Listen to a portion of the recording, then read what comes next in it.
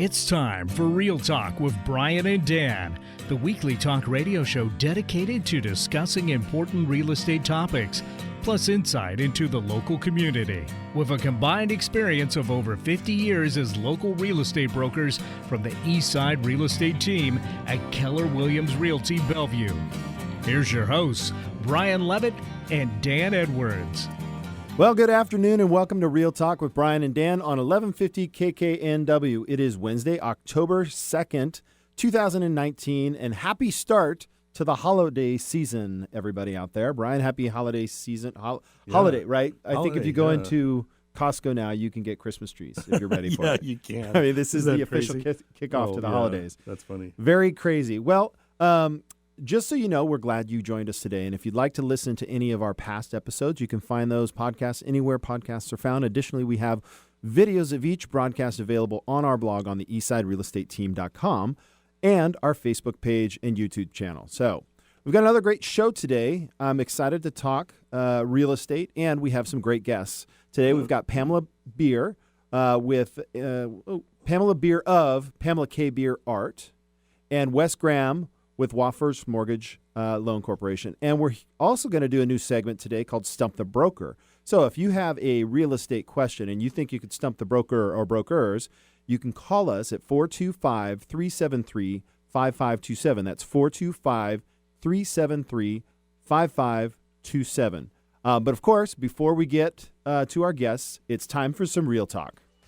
Today we're going to discuss whether it's a better idea for a potential seller to fix up your house before you sell it or go straight to the market as is, allowing the buyer to do any necessary repairs or desired remodels.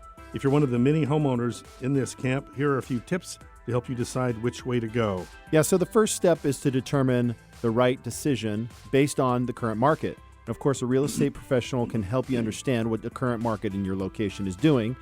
If you're in a seller's market, maybe not have to do as much. If you're in a buyer's market, you're probably going to want to do as much as you can. And it can really change based on the price of the home, the value of the home, and the things that need to be done to the home. So, Brian, where do you stand on this? My stand is pretty much it's an exception to the rule to not do the fix-up, and it's really an economic decision. You make more money, right? And you sell faster. And so one of the questions... So you're saying the exception to the rule is to not fix it up for sale? Right. Okay. I always ask my sellers, do you want more money?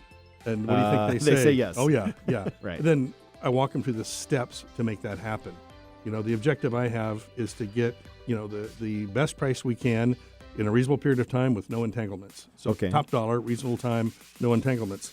So where do you start on that? Next step is we have a whole house inspection. Right now, the average length of time a family stays in a home is between 9 and 10 years. It's a little longer than the historical average. So if you've been living in the home for a while, it might be time to make some significant improvements. Think electrical system, HVAC, which is heating, air conditioning, roofs, siding, crawl space. The three things that people ignore are roofs, heating, and crawl space. And attics. That's roof, right? Yeah. When was the last time you went in your crawl space, Brian? About 3 weeks ago. You did? Yeah. Okay. I know how this works. The rodents were here before we were. Yeah. And so it's my house, dudes, not yours and not yours. No, I'll tell you, I'll be honest. I've been in my crawl space 2 times. I've lived in my house 19 years. Yeah. Not interested in going in there. Don't want to know what's in there. Want to make sure that it's safe. And most recently, we just had it all insulated, done, cleaned. But you can imagine if you're going to buy your home for your first time and you're buying a home that's worth $700,000-$800,000, that you may want to make sure that that's cleaned out. Right. And see, here's part of it in terms of putting a home on the market. Any repairs, that's not improvements. We're talking about bringing the home to standard versus below standard. It's like trying to sell a car with bald tires. So, I always have the crawl space inspected for sure to look for rodents and water. And if either one are there, we get them eliminated and get it cleaned out. So is every home that has water in the crawl space, is that a bad thing for every home? Well, it leads to what's called a conducive condition. It'll make it easier for things like dry rot, wood-destroying organisms. So you want it out of there. Mold. Mold. That's a scary word these days. Yeah. So one of the things that I know from experience, too, is I might know that I can have a whole crawl space renovated for $2,500. if you leave it to the buyer, they're going to ask for a $10,000 credit because it's their job to be paranoid. Yeah, I would say when you consider the costs associated with any of these, I think, Brian, you defined it as deferred maintenance versus improvements. Right.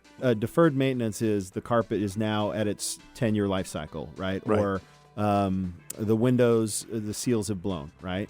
Those aren't things that would be upgrades. They're just making the home kind of bring standard. It to standard, right? Yeah. Because if it's below standard, you're not going to get top dollar. And every single buyer agent representing a buyer is going to overinflate the cost. Right. So your buyer comes in, putting in an offer on an as-is home, and they always round up.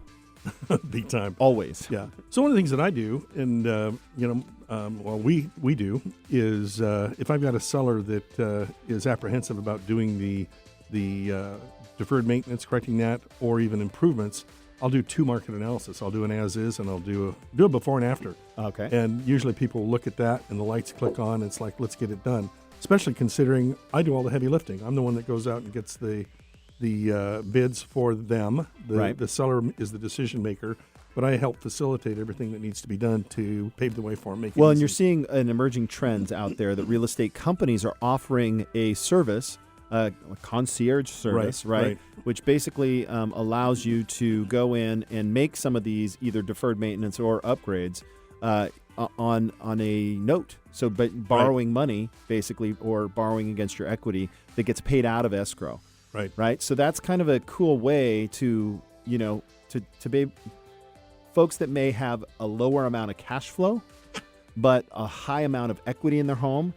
Right. So folks out there like in that position may want to consider something like that. And our team does that. We'll sit down and we'll review the situation and put you in a position. Now, when should somebody choose to do an actual upgrade, something that maybe is above and beyond? When would you ever advise that? We never trade dollars. I don't want to spend $1, get $1. I want to spend $1, get $10.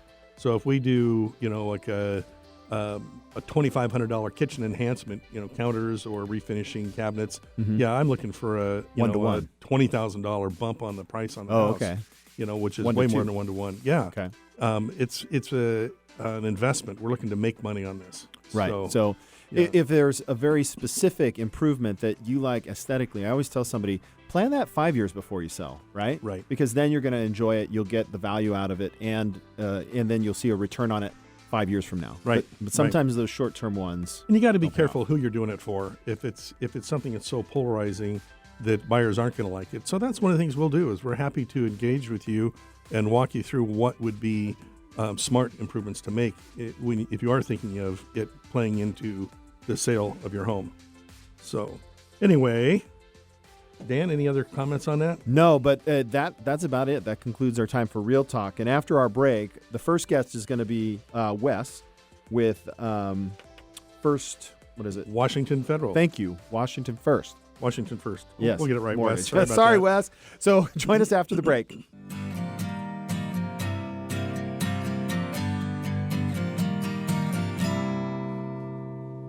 Did you know when you pay rent, you're actually paying someone else's mortgage? Are you tired of missing out on owning your own home? Fact: homeowners on average have 40 times the financial net worth of renters. The Eastside Real Estate Team has been helping many first-time homebuyers find and buy their first home. They specialize in customer service and put you first. They listen first to what you're looking for, and then they take the time to make sure their clients understand every aspect of the home buying process. If owning a home has been your dream, the Eastside Real Estate Team can help you. For a free, no-hassle consultation, call 425-200-4093 or find them online at the eastsiderealestateteam.com, a subsidiary of Keller Williams Realty in Bellevue.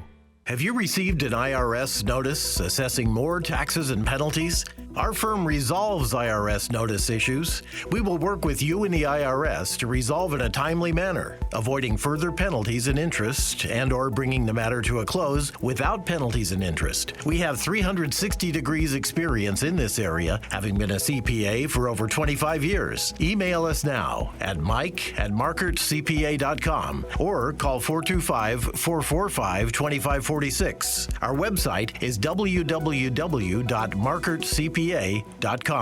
Do your walls have the doldrums? Why not fix that with some beautiful original artwork? Give your friends and family something to talk about, ponder, and enjoy.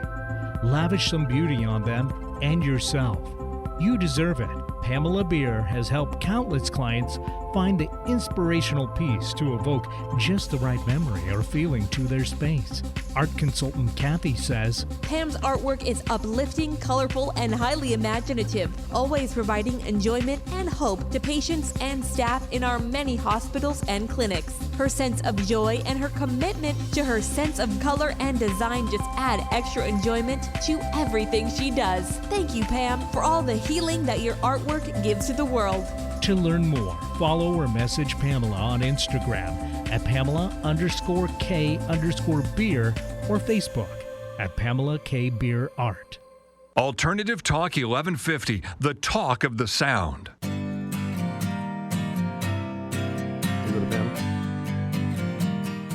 Welcome back to Real Talk with Brian and Dan on 1150 KKNW. I'm Brian. And I'm Dan. Our first guest today is Pamela of Pamela K. Beer Art. Pamela is a contemporary mixed media artist. Her paintings are vivid, colorful, spacious, and often abstract, yet rooted in the simultaneous experience of her Southern heritage and her current life. She makes use of strong lights and darks with distinct forms that imply fond strength and joy.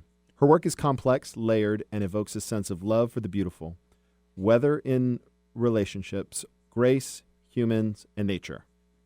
Her work begins with, okay, Pam, you sent me. Asemic. Okay, I learned a new one.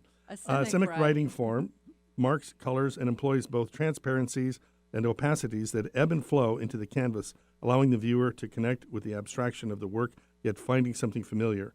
Her paintings are featured in and around Puget Sound. She is a member of the Washington Women Painters, recently selected as a finalist in Cincinnati's Premier Art Comes Alive 2019. Shows with the Lynn Hansen Gallery in Seattle, provides work for local hospitals, and presented work at the Seattle Art Fair. She pops up in other galleries in the Northwest. She also blogs and teaches art workshops. And also, I was so blessed to have her utilize my office space for her art. We loved having original art versus just stuff on the walls. That was really fun, Pam. Thank you. It was great to be able to do that. Welcome to the show. Thanks. Thank you. Thanks for having me. So, Pam, we spoke about this in the green room beforehand. We were kind of talking about hobbies and interests, and you have been able to turn your hobby into your passion, which is what we're talking about now. Yes. So when you're not passionately painting or doing that, what do you do for fun? Thinking about painting. Thinking about painting. Well, I have a Havanese, and people who follow me on Facebook see me post a lot of my little puppy. She keeps me alive. I like to putter around in my garden when it's not raining outside in the great north wet, and go for motorcycle rides with my husband when he's got his Harley out. You do have hobbies and interests. I do have hobbies and interests, but painting is kind of my thing. Nice. So are you more of a vegetable and fruit gardener or a flower gardener? I thought you were going to ask about painting. No. I like greenery and flowers and just making the yard look nice so that I have something to enjoy, a nice sanctuary space. Awesome. Mm-hmm. So share a memory of the home you grew up in. Let's see. I will talk about my grandmother's house because she was an avid gardener, very green thumb, and she had African violets absolutely everywhere. Oh, fun! And that was kind of neat. It was a very old house. I remember a lot of autumn color was her thing, and so now I've started to gravitate towards those colors, which is kind of interesting. That's But, awesome. So yeah. autumn colors would be oranges, browns, Brown, yellow. burgundy. Yellow's my favorite color. Yellow. Yeah. Wow, that would have been a good question. What's your favorite color? Right, for our artists. Yellow is your favorite. Yellow's my favorite color. Unfortunately, it doesn't hang well for very long for most people. Most people like blue. A lot of people like reds, greens, but I think blue is probably the number one. I think there'd be a lot to do with the lighting that's available too. I think depending on so. that. That's the first thing I thought with yellow is that could be a hard one in terms of It can interior be. lighting. Yeah. It can be. Although not the way I do it, but we can talk about that. So how long have you been an artist? I have been painting for over 35 years. I didn't start doing this professionally until 2013, and then I started doing it every single day. How do you come up with your inspiration? It finds me. I think inspiration's an interesting thing. People sort of expect that we get some great aha moments, but it comes in drips and dribbles. It's like you start on something and you come away sort of stuck or frustrated, or you get to that point where it's like, well, I don't really know what to do, but you just keep showing up every day. You just show up. And sometimes you wake up in the middle of the night and something just hits you like, out of nowhere. Sometimes you just see it in someone's face, or you talk with someone and they remind you of something. And then you go back to your studio and just keep working. Just show up every single day. That's the key point. Yeah, I've heard writers say that, Yeah. show up, write every day. Absolutely. Yeah. Yep. Yeah, if you wait for inspiration to hit you before you pick up a tool to start working, you'll wait a long time. So what do you love most about the work you do? Well, it's peaceful, fulfilling. There's something lyrical and magical about creating something visual. For me, I'm a very visual person. I love a lot of color.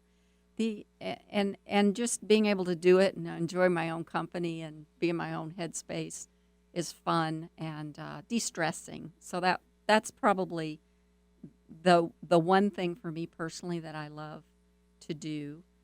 And I think the other thing about this whole journey that I've gotten out of it that I never thought that I would really get out of it is the connection with other people, the relationships that I've made, the friendships that I've made from working with clients or being able to do this work for someone, getting to know people, because I can't paint for someone unless I really understand who they are and what they love. And it just tickles me when someone sees something that I've made and they love it, then I just get all giddy because that's cool. So let's talk in the form of houses and art, right? A lot of people, it's maybe the last thing they do when they finally move into a home is they kind of select their furniture, they kind of get things situated, they get their TV up, they get all, their dresser where it needs to go. And then it's like, okay, now I'd like to, adorn above this mantle, or I'd like to, this wall needs something. Can they come to you and get something commissioned? Absolutely, yes. I am happy to do commissions. I can't do a ton because they take time, but I do a few commissions a year. And I work with people to understand specifically what they are interested in. I like to get to know someone. For example, I'll ask them questions like, send me some pictures or show me the kind of art that you gravitate to, that you love, the things that you enjoy the most. What are the colors that you feel comfortable around? Show me a picture of your space. What do you like to do? Just getting to know people, because ultimately, if I create something for someone, they need to really be inspired by it or really love it. Otherwise, I haven't done my job the way that I want to do it. Right, and that's so essentially they can end up with something very unique, tailored for their Absolutely. space. But also, too, they could look at your current available. They can. There are quite a few pieces that are currently available, and everything I do has some meaning behind it or some story behind it.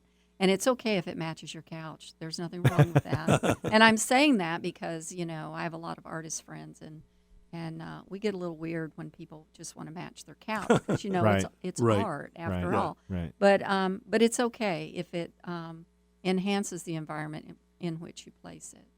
So one of the things that comes to my mind is you have a very unique style. I very much like your style. Thank you, But Brian. in commission, do they ever want you to really deviate from that, go to directions that you wouldn't typically go? And I in my past I have done a little bit of that, but I don't really do that anymore. If I feel like it's deviating from my style, like if they want me to paint something, like Gauguin or Do a landscape or something. do it, Yeah. or something that someone else has done. I know a ton of artists. I'll help you find someone who Oh, can that's do good. it for you. I want to do what I'm good at. And I think that the next artist needs to do what they're good at. That's what makes it so unique. It's a very, very personal, handmade craft. And it shouldn't be laborious for the artist to make. It should be a joy, because that certainly shows through in everything that an artist does. So your art is featured in my home. We really love that. Hey. Every day. I know. I'm so Yeah. thrilled. So, what if a person doesn't know the first thing about buying original art? What do they do? How do they learn? Look at a lot of art. Yeah. I mean, just go to places and look at a lot of art. There's Seattle has an art walk first Thursday, Pioneer Square. I happen to be in a gallery down in Pioneer Square area on Washington, the Lynn Hansen Gallery. So I'll plug that again later too. Okay. Thanks, Good. guys. But Art Walk Thursday is great. A lot of people can go downtown. You can get free parking on Art Walk Thursday in a few of the garages there. And troll the area. Go look at a lot of art. Just look at art. Go visit an artist studio or call me. You are welcome to come visit my studio. I Okay. promise not to get paint on you. I'll actually give you little booties to put on your feet so you don't track anything out. But that's and talk to artists, ask questions. Curiosity is the best way to research. And for heaven's sakes, buy something that speaks to you that you love. Don't buy it because your friends think it's cool. Don't buy it because it's what you've always bought. Yeah. And you can't go wrong if you buy what you love, no matter what the style is, because it'll all go. Unless it's not what my wife loves. Well, Well, yeah, mom's not happy, nobody's happy. Yeah. That's right. well, I got to tell you, Dan, buying or making art when you have a husband and wife combination is a pretty interesting and precarious place to be. But I could imagine. I got that. I can handle that. Well, and But, I would defer to her, and I think because she's seen way more than I have, and she has a vision of what she would want things to look like, and then I'll just appreciate it. That's Well, how we. That's how You're we a function. good husband. He's a keeper. I think you're a keeper. Hey, you hear that, Lisa? All right, Yeah. I'm a keeper. So how does a person know they're getting good quality, enduring art? Well, you look at the art, and I think light is a great. It's a teller of how well something is made when it's under the proper lighting. You can see. You should be able to see some depth in it. You should be able to see that the colors are not harsh, but yet blend together. The edges and the sides of the piece, the way it's framed and presented, should be clean and elegantly made. So, Pamela, I've got a couple of your pieces here in front of me, and one of them is kind of a soft with blue edges and kind of gray and green in the middle, and then another one has more linear lines on it. So, why tell me about the difference between those two kind of. I'm describing it on the radio. It's harder to see, but I It's mean, radio. See? yeah. Well, the one that's got the burgundy in it with the white and kind of more linear. Yes. That is from a series. I remember that series. That's from a series about the capstone, about cornerstones and capstones, reference points for our lives. There's a whole history around that. There's history in the church. There's history in England about that. And we use capstones in architecture. So that was that particular series. And in that whole series, there are sort of that feel of raw stone or capstones or, edges to things. And then the other piece that you're showing is called a blue mist. And that's more of a grouping of paintings that is kind of more about a dream state. It's more about a place of just existing in the space between, a very peaceful, relaxing, yet there's, in that particular piece, there's a lot of scumbling and scratching, that asemic writing, that that word that stumped Brian earlier. Asemic means it's nonsensical writing, but it's like if you know artists, it's like a Cy Twombly kind of started that, with a lot of scribbling and everything. But it's just my natural hand. It's very personal, and it doesn't have to mean anything in particular. But yeah, it's there's like my art would in definitely be asemic. Asemic. I would pick that mode. We need to talk. All right. So, what mediums and tools are you working with?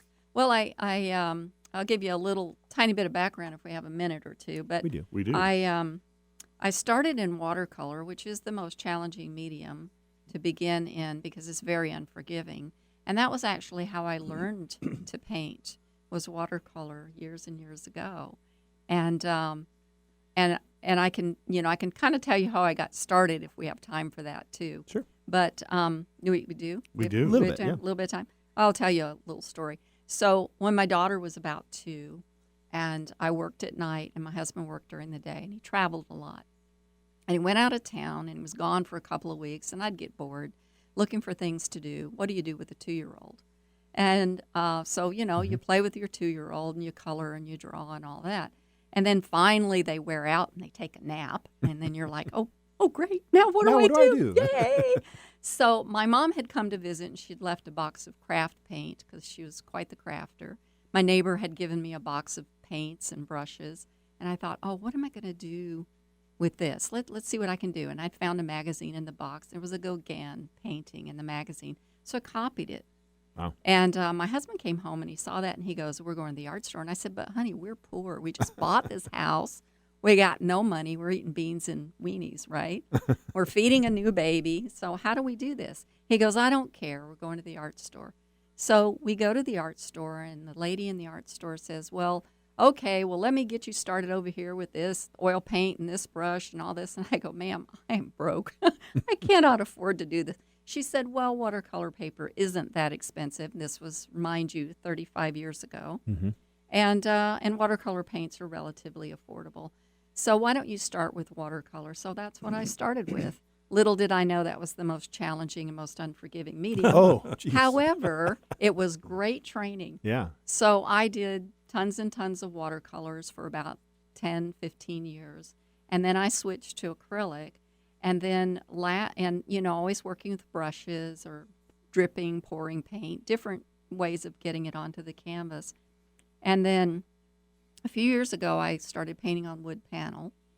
And then last year, I took a class in oil and cold wax, combining the two, which is somewhat different for a different effect. And it makes the paint a little bit translucent, so the layers get very beautiful, and you get a lot of optical color changes. And I started working with that. And I don't use a brush at all. I actually use brayers, which is like a little roll, spongy. It's not spongy, but it's like a soft roller in different sizes to put the paint on. And then I use these squeegee tools. They're kind of like, silicone bowl scrapers like you use in the kitchen. Interesting. And I use a lot of, a medium to get it to drip and do different things to get different effects. And it's very experimental, but what I love about it is it allows me to do lots and lots of layers. I have an idea of where I'm going, but I don't know exactly where I'll end up. So it's always a surprise to me as well, which makes it terrifically fun. Right. So I hope that wasn't too long. No, that's good. So wood panels. So Steve...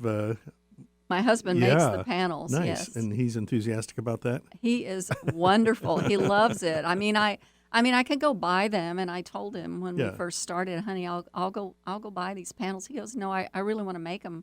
So he makes them, and they're better than what we can get at gorgeous. the store. Yeah. He does a beautiful job, and then we just finish the nice wood edges with, a little bit of wax or a little bit of furniture polish, and they look very nice. Yeah. So where can people see your work? Well, they can see my work in a number of places. Thursday night is Art Walk Thursday, Pioneer Square, Lynn Hansen Gallery. I've got 2 gorgeous large pieces.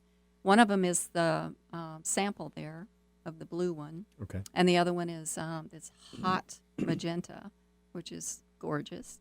And I'm also in a couple of other places. Actually, if you go to my website at pamelakbeer.com, there's an events tab on there, and all my events are listed for where I'm showing. So I have work in Camino, I have a piece in Tacoma, and Women Painters of Washington. I have some birds, because I also do little birds for the holidays. So how else can people get in contact? You get the website? Instagram. Okay. They can direct message me through my Instagram account. They can also follow me on Facebook. And my website has, they can connect with me through my website. And we'll be featuring on this segment, when we send that to you, we'll be featuring your art on there. Cool. So the visual will be there for our listeners if you want to take a look at that, and that'll be available. So Pam, thank you so much for joining us today. Wonderful. Thank you for having me. I really appreciate it. Oh, wait. No, that's it. So after the break, we're going to have our mortgage moment. Oh, okay. Yeah, that was a little change. We're going to have Wes Graham, who's a loan consultant with Washington First Mortgage, right after this break. Thanks for coming on, Pam. Thank you. Thanks, Pam.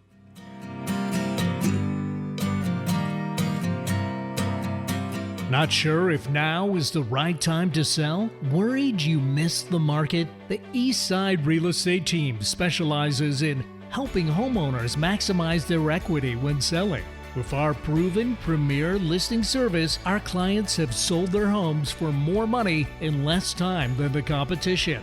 We know you have many choices when working with a real estate agent, but with the Eastside Real Estate Team, you get a team of highly qualified, experienced agents. From staging to deciding if your property is market ready for top dollar. If you're considering selling, call the Eastside Real Estate Team at 425-200-4093.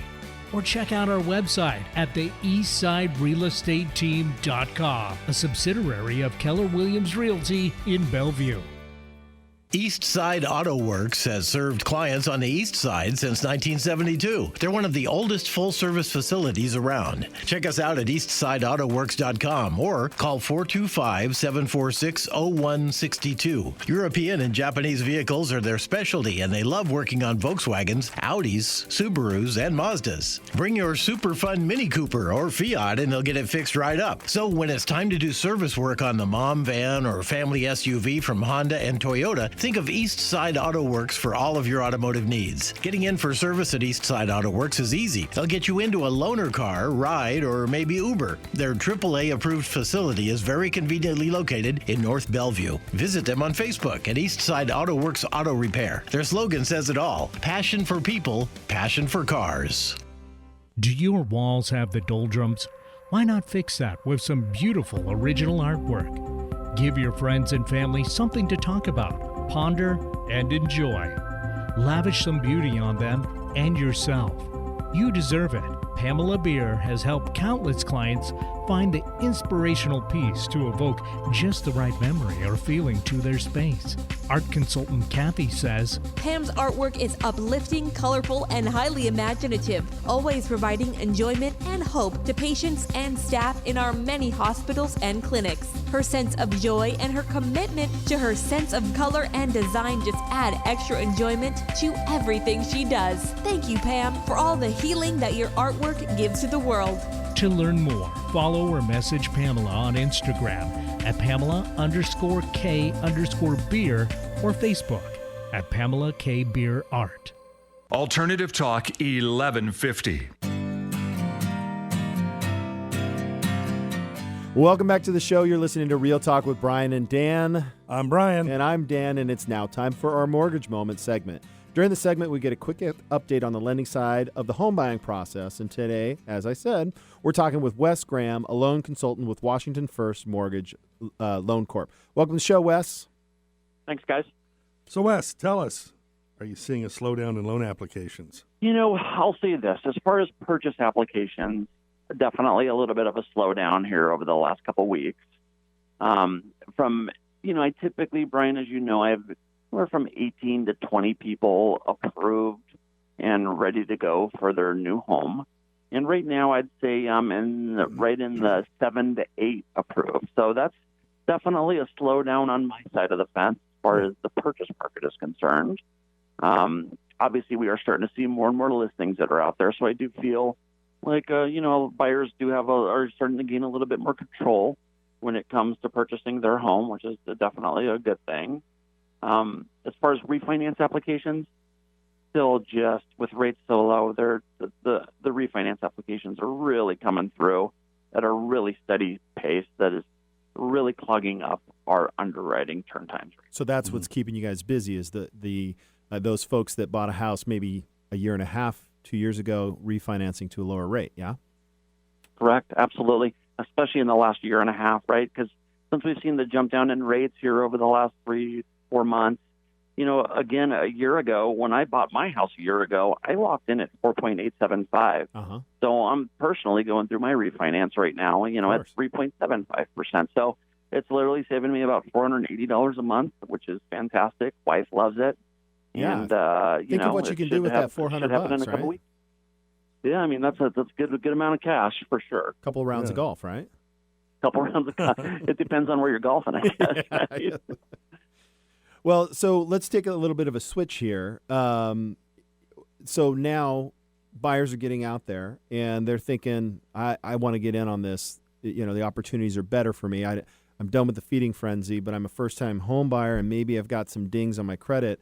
What are some of the down payment requires for somebody with just mediocre, not bad, but mediocre credit? And I guess if you so when I look at let's first take a look at what mediocre credit is. Right. So on the lending side, mediocre credit is anywhere from 580 up to 660, right? And that and usually when I find someone that has a credit score in that range, we immediately default to the FHA side of the fence. So it's kind of crazy, Dan and Brian. Right now, FHA is priced so well compared to conventional financing that even people with excellent credit are winding up doing FHA loans if they have less than that 5% for down payment.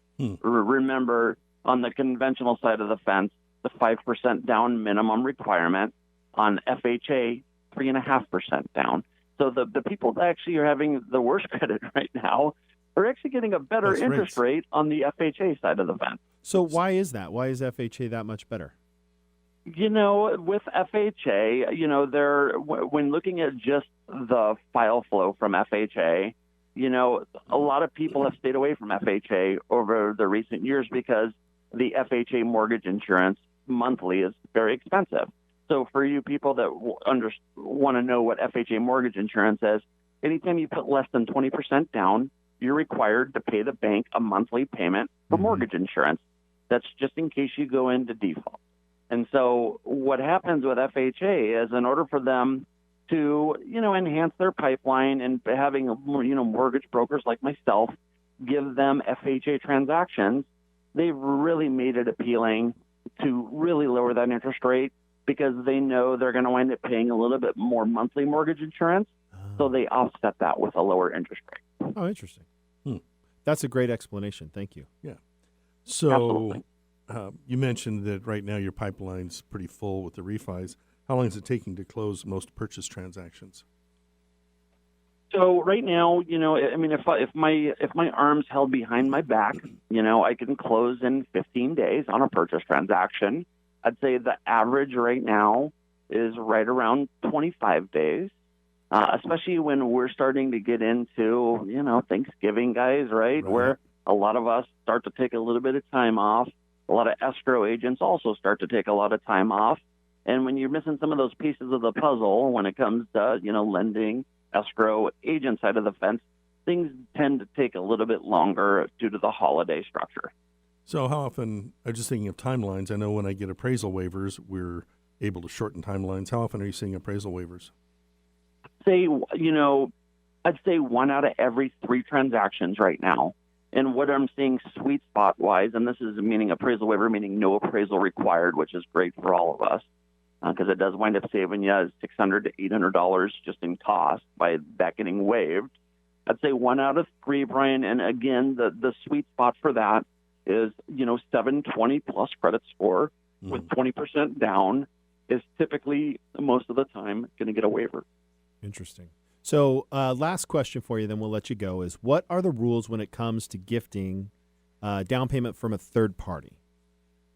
Right, and so this is the misnomer with first-time home buyers, right? And so, let's say you're out there, working day to day, and you really have a couple $1,000s in the bank, so you really don't have any down payment saved up, right? Mm-hmm. When it comes to FHA and conventional lending, is you can actually get a gift from your parents, a close friend, a relative of any sort, or like the church, right? And so there's many different ways for you to acquire your down payment. When we talk about gift, it has to truly be a gift, though. It cannot be something that you're paying back. That is illegal. And so if you're going to get a gift for your down payment, again, it has to come from typically a relative, a close friend, and or an organization like your local church. So just to be clear, my understanding, please correct me if I'm wrong, is that the key to the payback is it can't be conditioned on that. There's nothing that would require or prohibit someone from paying it back if they choose to do so, but it's not a requirement of the gift. Am I right on that?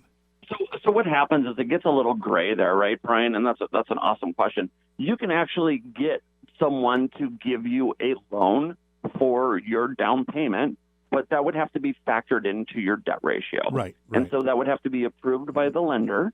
Right, and that money that did derive from another, let's say someone went out and took out a loan to give you to have your down payment, that would have to be approved by a lender on a case-by-case basis. We would have to see the note and agreement associated with that loan that they're giving you, and that would have to be approved by my underwriter. Got it. So, Wes, we've got to wrap up our segment here. Please tell our listeners how they can reach you. So I can be reached down in Kirkland, down on the waterfront on the boulevard. This is my 20th year in the industry. I can be reached directly at 425-268-0116, or you can reach me directly via email at wesg@wfmpg.com. Wes, thanks for joining us today. Thanks, Wes. All right, guys. Have a good day. After the break, we have a new segment called Stump the Broker, where we'll answer your questions. If you have a question, please give us a call now at 425-373-5527. We'll be right back.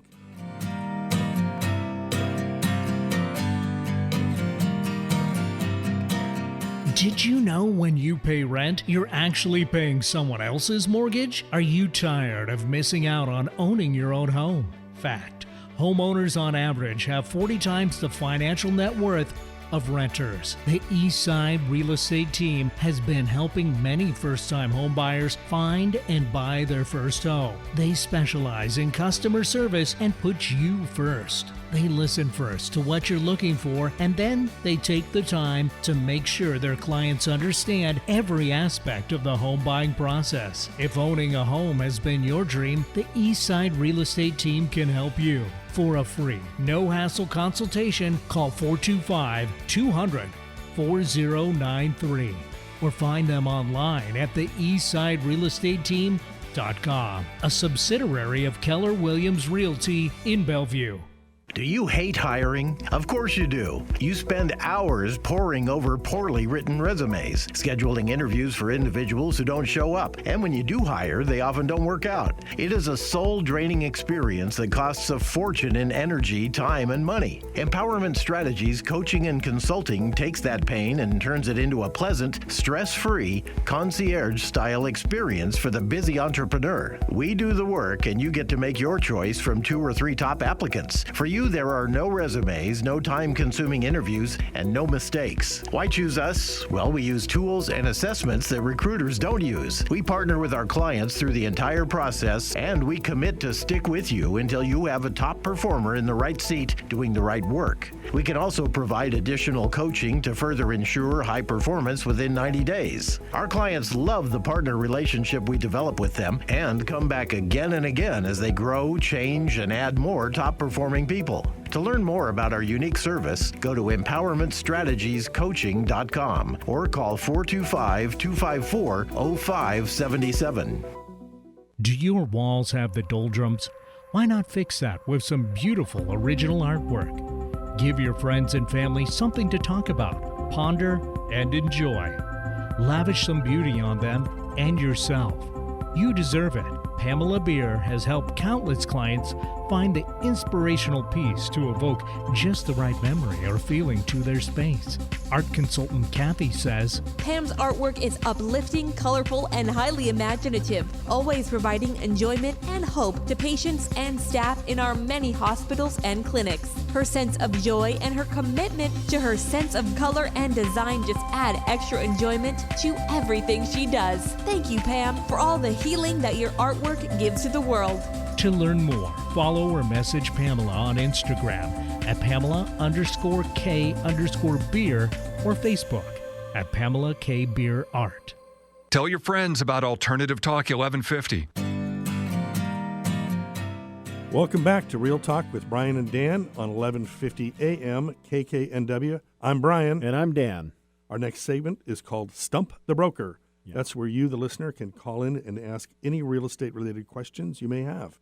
We posted earlier on this morning on Facebook, and we'll be answering your questions. You can call us now at 425-373-5527. So, Dan, I'll get the first question out of the way. Yep. I think I get asked this question almost daily. It's the most common question we get, and that is, hey, Brian, how's the market? So how's the market, Brian? The market has never been better. It's never been a better time to buy a home. Yeah. So I had a broker who, of course, was negotiating on one of my listings yesterday. It's a buyer's market. And it's like, what planet are you on? You're not on the third rock, that's for sure. It's really moving to a more balanced market. It's a great time. I'm still getting excellent prices for my sellers, and I'm getting some nice values for buyers. I've had some contingencies lately that 6 months, a year ago, you never would have seen. Not getting multiple offers on my listings. I'm typically getting one good one, and that's a win. So it's healthy. It's healthy. Yeah, that's kind of what I've been saying. Like people say, "Oh, it's good." It's like, okay, if you went 3 years ago, it's like it's outrageous. It's crazy. People multiple offers. Yeah. So we're not in that outrageous crazy spot. No, we're not in a feeding frenzy for real estate. Yeah, we're in a good spot. We're in a healthy economy in the Northwest. A happy place. Happy, yeah, definitely. Yeah, it's a win for both. Yeah, and I think I pulled up a article on Realtor magazine, and they were talking about the bright light in the current kind of forecast, right? And the title was Housing Market Forecast as Bright Spot in Worrisome Economy. Yeah. So the housing market is the underpinning of a lot of our economy. It's going to show and reflect what's going on. But when people feel safe economically, they buy houses, buy a home. Yeah, and as Wes was saying, we've got great rates. That's why people are refining right now. Yep. So affordability is high. There's good selection out there. For a while, the big fear I had with my sellers was where are they going to buy? I knew I'd sell their home quickly. Yeah. But now we're able to balance that. So it's really a terrific time. Okay, so here's a good question. Yeah. Is it safe to buy an old house? Shouldn't I just look at new homes or new construction? Boy, that depends, doesn't it? That Who's depends. Our CPA? Mike it depends. Market? Yeah. So what's your take? Well, my take on that is, there are new homes that are being built pretty quickly. Right. And there are old homes that were made with, fantastic craftsman skills. So you can't really look at it and say, well, just because it's new, it's going to be a safe purchase. Right. And just because it's old doesn't mean it's going to fall down. So one thing about a new home is you can typically expect to not really have maintenance issues for a number of years, but every home requires maintenance. But I think, like an old home, finding one with good bones, there's a good structurally sound home, and, of course, having a whole house inspection so you know what you're buying.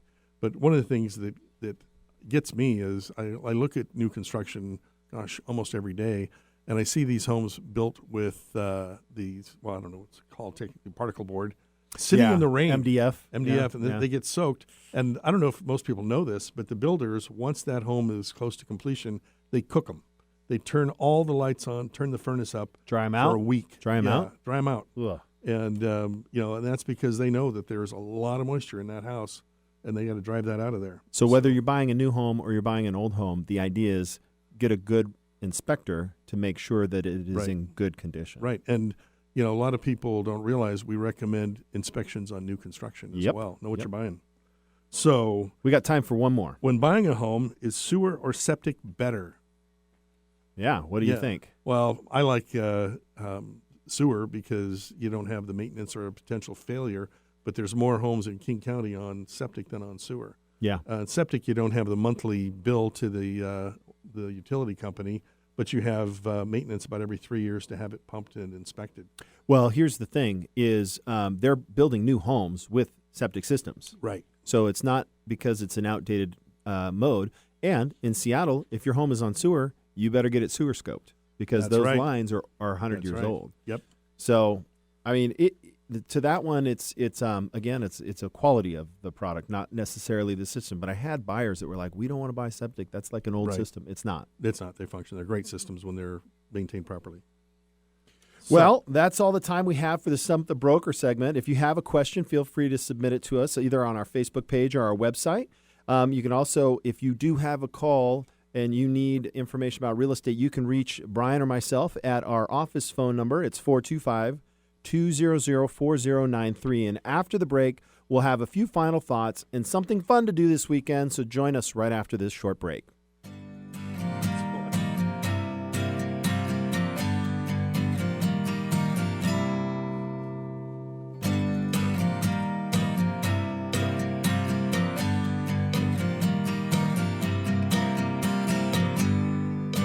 Not sure if now is the right time to sell? Worried you missed the market? The Eastside Real Estate Team specializes in helping homeowners maximize their equity when selling.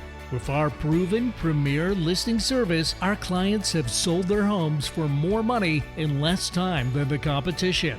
We know you have many choices when working with a real estate agent, but with the Eastside Real Estate Team, you get a team of highly qualified, experienced agents. From staging to deciding if your property is market ready for top dollar. If you're considering selling, call the Eastside Real Estate Team at 425-200-4093. Or check out our website at the eastsiderealestateteam.com, a subsidiary of Keller Williams Realty in Bellevue. Wherever you go, Alternative Talk 1150 is here for you. All right, welcome back to Real Talk on 1150 KKNW. Great Stump the Broker segment, huh, Brian? Yep. All right, so final thoughts for you. Anything? As I'm sitting here, I'm thinking about the new rules coming out starting October 1st. Started Today. Yesterday. Today's the 2nd, yeah. About commission transparency. In the past, historically, commissions were pretty much always paid by sellers. The seller lists the property, so the listing broker gets a portion of the commission, and that's shared with the selling broker. And usually, it's not talked about a lot. But starting now, commissions are going to be disclosed to everybody, which is great. I mean, I have no problem with transparency. Yep. But it gives sellers a choice as to what they'll pay. And, quite frankly, the system as it is works. The seller who's willing to pay for a buyer broker to bring a buyer is going to have probably more exposure than a seller who says, hey, I want to save the dough. Although, I mean, my take is I get paid my fee. I'll do all the work. I don't mind. Right. And I think it comes down to who represents who for what dollars, right? Right. And I think buyer agency is super important. We have to make sure we maintain Representation. that integrity. So if you got questions about what that looks like, feel free to reach out to us. We'll be talking more. Well, that's a in good future segment segments. for us to do. We'll expand on that. Yeah. So, Dan, what do you have for us? Okay, so fun stuff. This weekend, we have a Bachtoberfest. Oktoberfest. Doesn't that sound cool? So Very Pacific Music Works Underground. They blend Baroque music with drink, friends, and fun. Our monthly matinee concerts at Renaissance Showcase. Some of the finest performances in Seattle and the Pacific Northwest and beyond. It looks like this is October 6th, 3 to 5 p.m. at Renaissance at the Sonoma Towers in Bellevue. So if you want to listen to Bach music, drink and hang out with friends and have fun, check it out. We hope to see you there. Tickets available on eventbrite.com. Eventbrite.com. Bachtoberfest. Oktoberfest. So, Dan, that concludes our show for this week. I want to especially thank our guests, Pamela and Wes, for taking the time to speak with us. It was a great show. Thank you all for listening. And before we go, I found this quote about a home that I would like to share. The magic thing about a home is that it feels good to leave, and it feels even better to come back. Thanks for listening. Thanks for listening. See you next week.